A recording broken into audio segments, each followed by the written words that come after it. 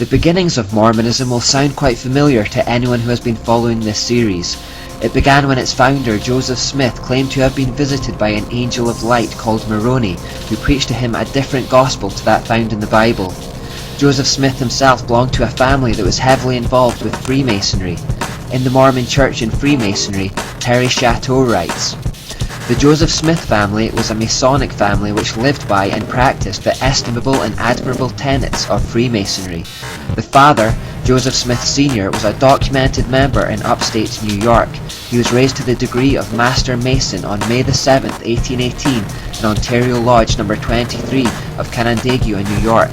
An older son, Hiram Smith, was a member of Mount Moriah, Lodge No. 112, Palmyra, New York." Joseph Smith was also a Freemason himself, who joined the lodge in 1842. In his book History of the Church he says, he was with the Masonic Lodge and rose to the sublime degree.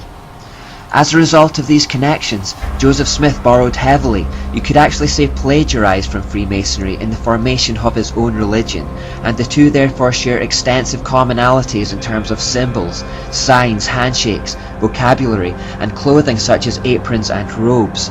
Mormon temple garments also tellingly bear the square and compass symbol from Freemasonry, although Joseph Smith gave all these things a slightly different meaning.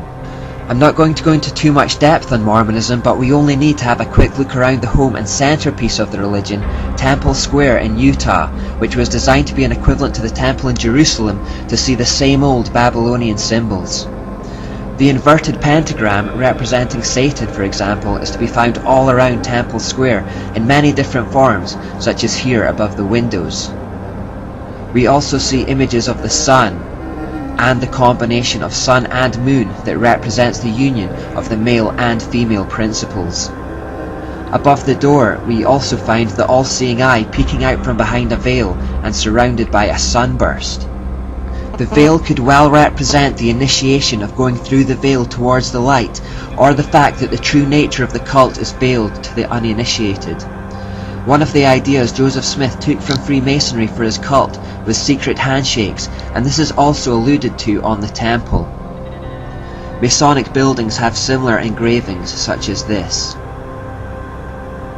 Within Temple Square there is a museum documenting the history of the Mormon Church. It too contains the symbols that betray its mystery root. These pentagrams are to be found at the entrance to the museum. Manly P. Hall wrote, "In symbolism, an inverted figure always signifies a perverted power. The average person does not even suspect the occult properties of emblematic pentacles." You'll also find this sun god symbol at the same entrance, just right of the pentagrams. And now finally, here are some more of those inverted pentagrams in the kids' corner.